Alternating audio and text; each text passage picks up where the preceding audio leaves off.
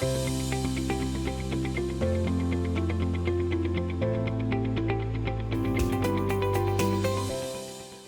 past decade has witnessed a wave of digitalization sweeping past institutions, industries, public sector, and even the governments, giving them the much needed digital facelift. Now, the government and PSUs are actively adopting cutting edge technologies. However, challenges like the legacy IT infrastructure, digital divide in the workforce, etc., does slow down the growth. Now, this is where the role of private sector comes into the picture. So, to take a deep dive and understand how the private sector is enabling governments and the PSUs in their digital transformation journey while addressing their challenges of modernizing IT infrastructure, bridging the skill gap, adoption of advanced technologies like AI or LLMs, etc., I have with me an eminent guest today. He is Mr. Prakash Kumar, the CEO at Wadhwani Centre for Government Digital Transformation. Now, Mr. Kumar has an extensive and enriching experience of over 4 decades in handling government affairs and leading some of the major names in the IT industry. So, from being an IS officer serving in the capital city to Andaman and Nicobar Islands, to being the CEO at GST and senior advisor at Deloitte, director at Microsoft, and to his current position, he has an invaluable and a diverse experience. Hi, I'm Adarsh Som from ETGovernment, and you're watching Public Sector Leadership Series. Welcome, Mr. Kumar, to the Public Sector Leadership Series by ETGovernment. So, firstly, thank you for taking your time and joining us here. Pleasure is mine. So, your experience has been quite diverse. You've worked as an IAS officer in multiple government departments, and then you switched to the private sector. You have led some of the leading names in the IT industry. So, how has been that journey? Can you just let us get some insights into your journey? So after graduating from IIT Kanpur, I got straight into IAS. Worked there for 23 years, and largely I was handling technology. So I looked after the first automation of sales tax and multiple other departments. And after that, I was made IT secretary of Delhi government. So did some work, automation work. And during that time, Delhi was adjudged the top state in India. And later on, I moved to Government of India, again in a scientific department. And that was the time I decided, okay, I have done enough from one side. Let me see what's the life on the other side. And that's the time I joined Cisco in their strategic consulting team for 5.5 years. And then I was for a year as National Technology Officer of Microsoft. And that's the time a very good opportunity came my way to head GST network, which was asked to develop GST system. So it was almost like coming back. And I headed that company, created the team.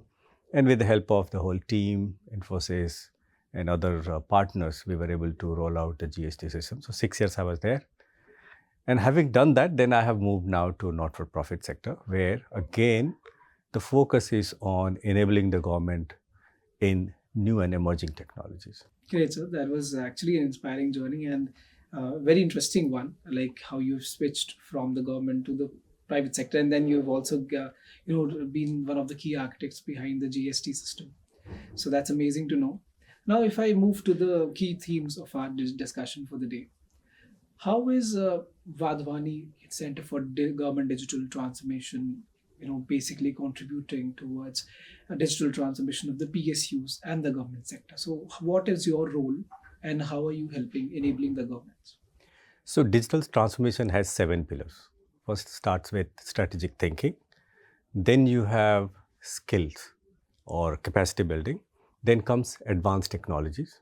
So these are the first 3. Then comes scalable solutions. And then is citizen-centric approach. These are the 5. And then, of course, the last 2 are policy and infrastructure. So we don't get into policy and infrastructure, but that's done by the government. But the first 3 we are handling in 3 different ways. The first one is strategic thinking. So there, our team, we help various ministries in chalking out their AI strategy plan, the roadmap.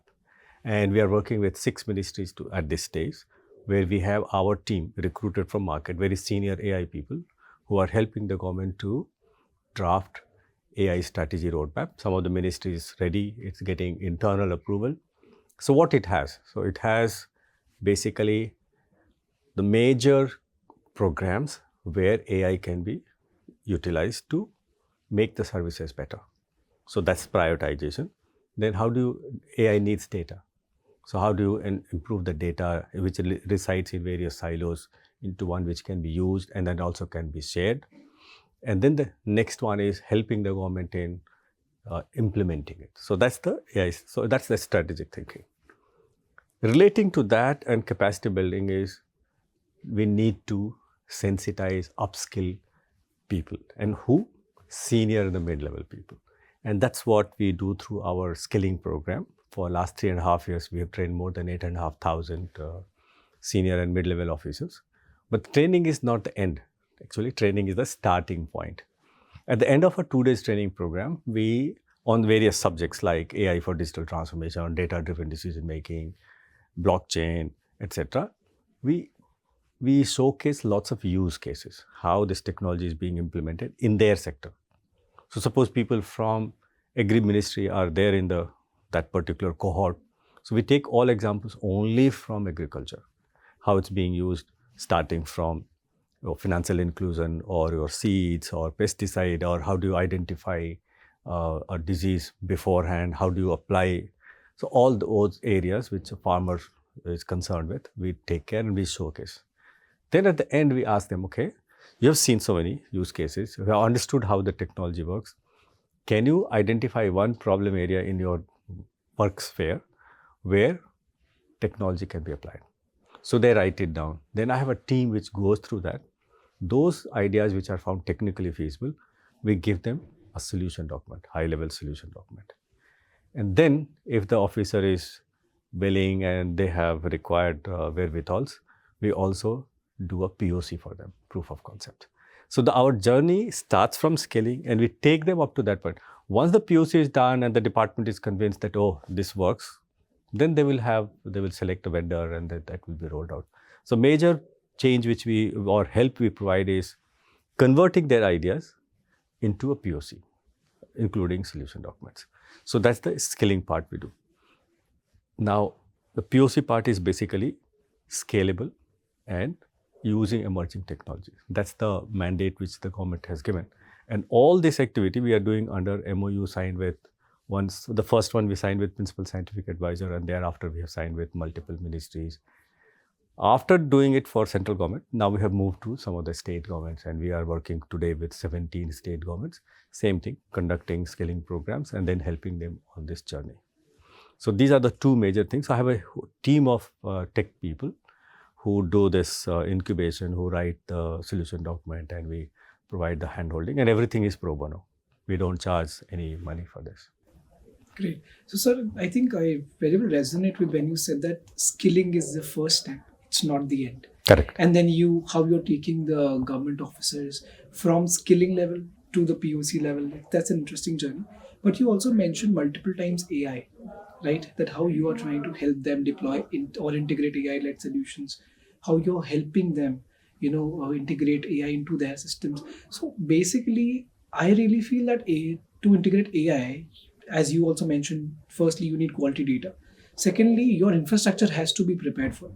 So do you see challenges in these areas when it comes to the government or the public sector companies?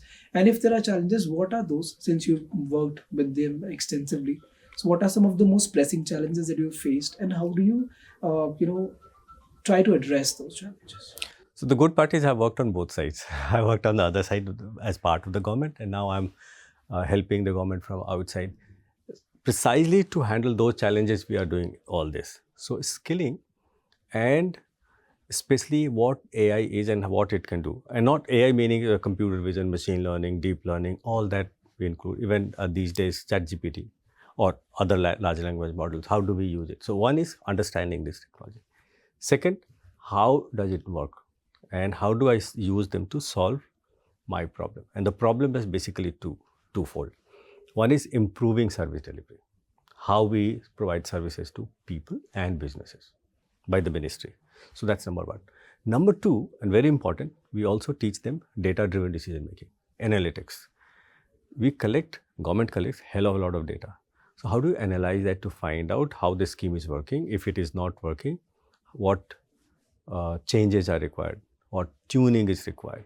So that's so getting deeper insight, not a dashboard. Dashboard only tells you what is happening, why it is working in district A and not working in district B. So how do you identify that, the root cause, and then take corrective action? So the challenges, as you mentioned, one is the lack of awareness and lack of knowledge of how these technologies. So that's what we handle with this. Second part comes in government. If they want to do a POC, now getting the vendor and all that, it's because you have to follow a process, takes time. So that's also is one other area where we help, quick, dirty solutions, small solutions, so that they can understand that this is the way it works. Many times we just do it on Figma to show them how exactly it works. So that's the second part. Infrastructure, I don't see a big challenge. Government has provided, they have their own cloud system. They have also empaneled large number of cloud service providers. So infra is not a problem. Problem is how do we reach up to that level? And the other bigger challenge is majority of departments don't have skilled teams inside to do this. GSTN, income tax, or your customs, or there are few others where there were special teams created by the government to do this, which is not the case in all departments. And unless you have your inside team to do basic things, you can get the code development, UI, UX development from outside, but someone has to monitor, maintain.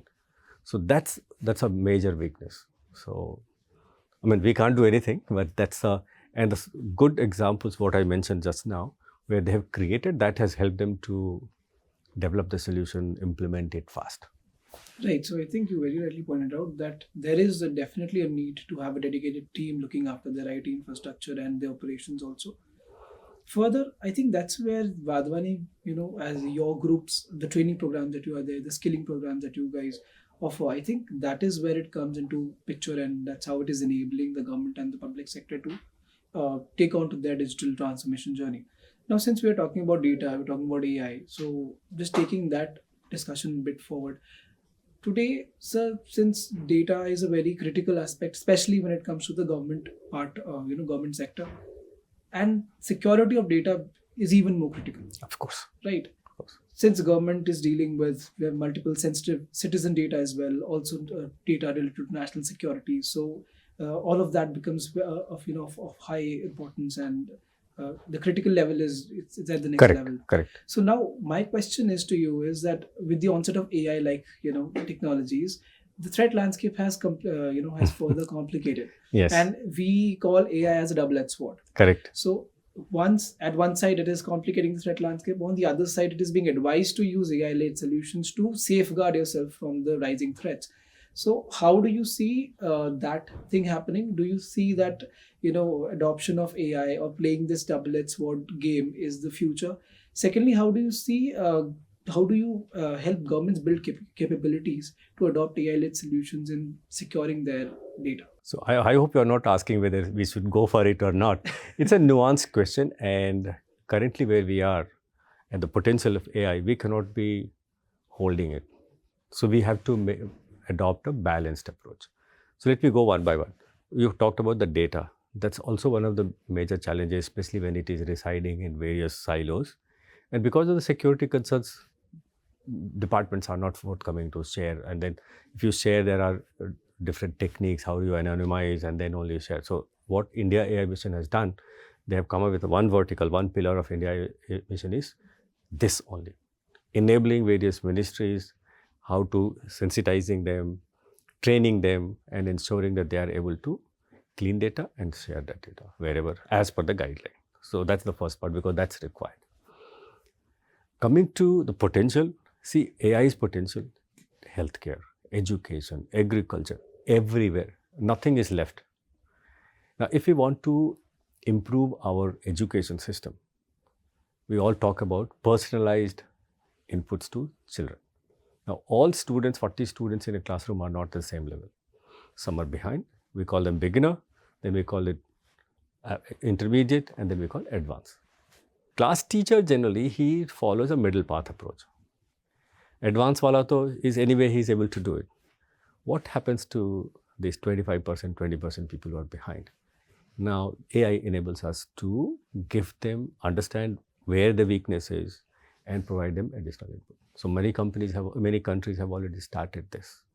Now, it's only through AI we can analyze how they're performing on various chapters, tasks, or topics, assignments, how they're doing, how they're participating in the classroom. And that goes and AI can understand and then provide directly to that child what it needs to be done. Health, there is n number of applications. So we have to use. There is no way that we can't use. And this is a very, very strategic thing today, like nuclear power was many years ago, and India decided to go on that. We cannot be left behind.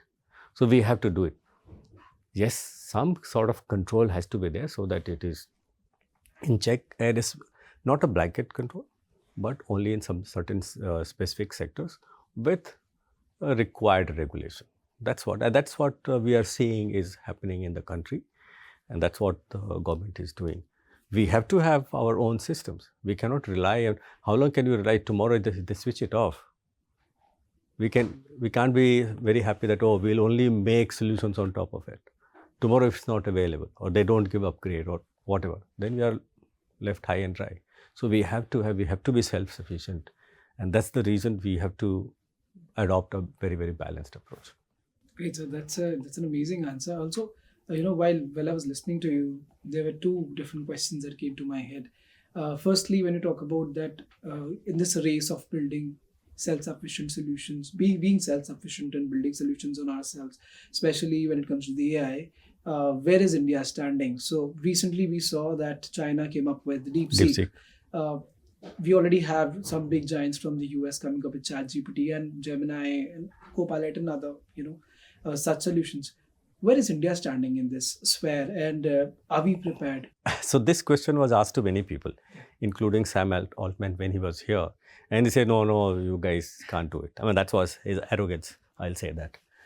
But today you see, 1 week ago, a small company from China has done it for 5.6 million, which is highly affordable. Yes. They adopted a different path. They used lower grade of GPUs, which are available in all high-end PCs, gaming PCs. Right. They use that. So now it has, and then open sourced it. But what they have open sourced, we don't know how the training has been done. If you ask certain specific questions, it doesn't give answer. Okay. You know that, so I did not elaborate. Yes. But then it has opened a path, we can also have that. So there was a same question which was asked even a month ago. The general thing was, okay, let's not waste 500 million or 1 billion on this, or more than that on development. We should work on top of that. Suddenly the mood has changed after onset of DeepSeek. And many of us were thinking that, no, we should have our own.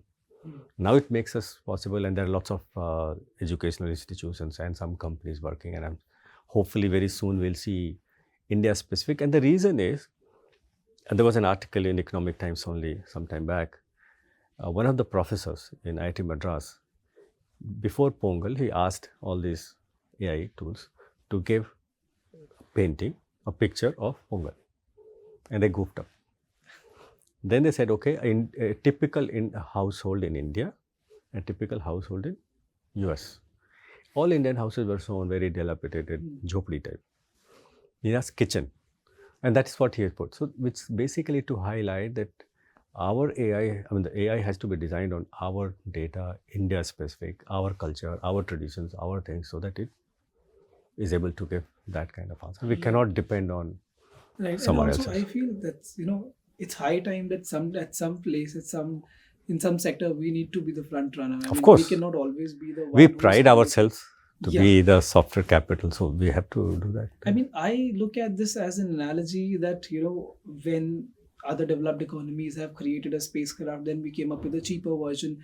And see ISRO where it is, in spite of all sanctions. Right, despite of all sanctions. Yes. So my thinking was more about that. Let's not just try to create a cheaper version of all the technologies which are already available, which other giants have done, but let's just come up with something of our own self. Let's be the front runners in some space. Now I 200% agree with you. Perfect, sir. Thank you for that. Yeah. Now moving to my next question. So like we're talking about IT adoption, talking about AI. So in India also there is a big disparity. Not all the states are at the equal level, and of course they can never be, right. So there are some states which are progressive, some states which are still on the verge of breaking that break-even point. Which states do you think are spearheading this transformation journey and can shape up India's economy in the coming time? You're putting me in a tight spot, huh? See, technology adoption varies, and we saw 20 years ago when National E-Governance Plan or IT revolution was adopted by various states. At that time, there were certain states which were ahead, and others followed the suit. Similar kind of thing is happening even today. Like Telangana is the first state which came up with AI policy. Now many other states have come. They have in fact started implementing some of the solutions. Now AP is also trying to do. Maharashtra is doing. Tamil Nadu is doing. Northern states also, many states are doing. So it's basically what we saw 20 years ago. It's similar kind of thing is happening, but we have to keep it this fact in view. The policies schemes are made here in Delhi, but implementation happens in these states. So they have to come up, they have to be helped, and that's what we are trying to do with them. And the government of India is also doing lots of such efforts so that they also come up to the speed and start adopting it. Yes, I think that's definitely needed. So now moving to Wadhwani Foundation. So Wadhwani Centre for Government Digital Transformation has partnered with the Government of India, and they are planning to come up with this national job portal. So can you brief us about what exactly is this partnership and this portal? So firstly, my center doesn't do it. This is another entity which is working on it. The whole thing arose from a need. We see there are lots of people who are looking for jobs. And if you talk to industry, they say, we are not getting right kind of people. So there's a skill gap. Now, our foundation provides skilling to people who are getting into the job market. And we call that employability skills, which was done after doing a big survey in one of the large states, going to all the industry there to understand what is that they look for when they take people. And based on that, this is done. Then we came up with solutions like interview coach. So there's an AI tool. A candidate can choose a subject, which particular job they are applying for, and then you can practice. So it will give you a question, and you have to just speak. You can speak in Hindi, you can speak in English, and then it judges you on multiple parameters, tells you where improvements are required. Another tool is coming up for counseling, career counseling, which sector, which job is most suitable for me based on lots of interaction with the system. Again, this is an AI tool. So all those things that's the other team is working on. How do we put so that skilling becomes a way for people to get the right kind of job. And the second thing which they're looking for is hyper local matching. See, a person, especially he's going into entry job, would like to have a job in his city or district. Sure. So how do we enable that? So AI based matching, and how to create the whole platform where you have for both job providers, job seekers, content providers, training providers, everyone comes on that portal. So that's initial stages, they are working on it.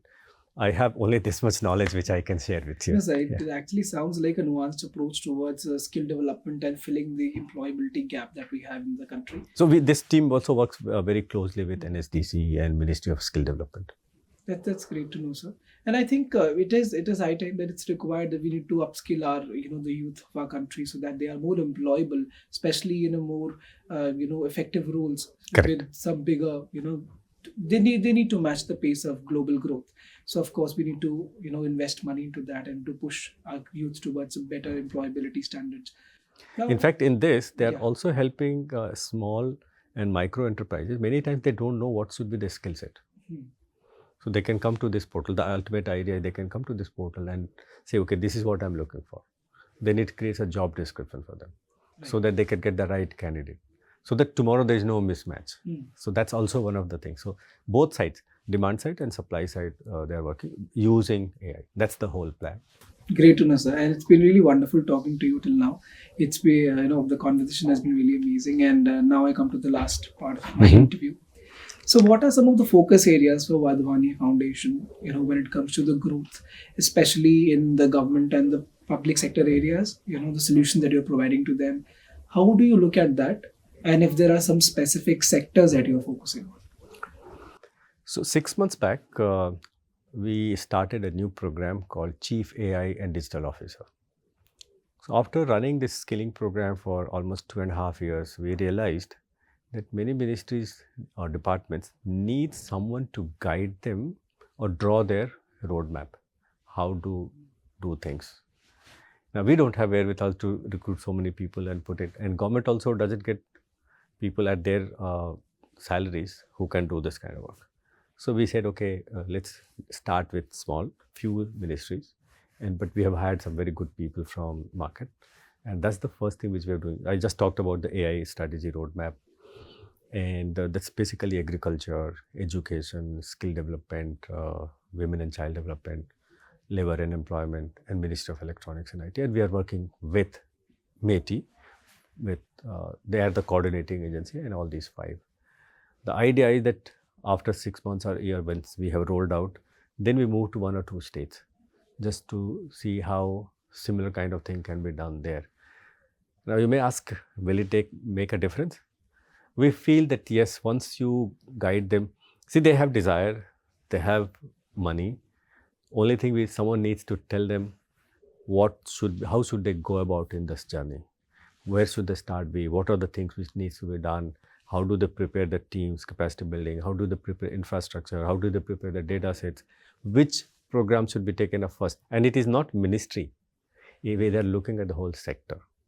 So if it is agriculture, ministry is not the focus. Focus is the farmer, that kisan in the middle, all the needs which he has, and how that can be supplied by various, the whole ecosystem, and where all AI can be used. So some of them will be by government, some of them will be by private. So that's kind of thing we are working on, and that's going to be our main focus for some time, other than the skilling and helping people to incubate. Right.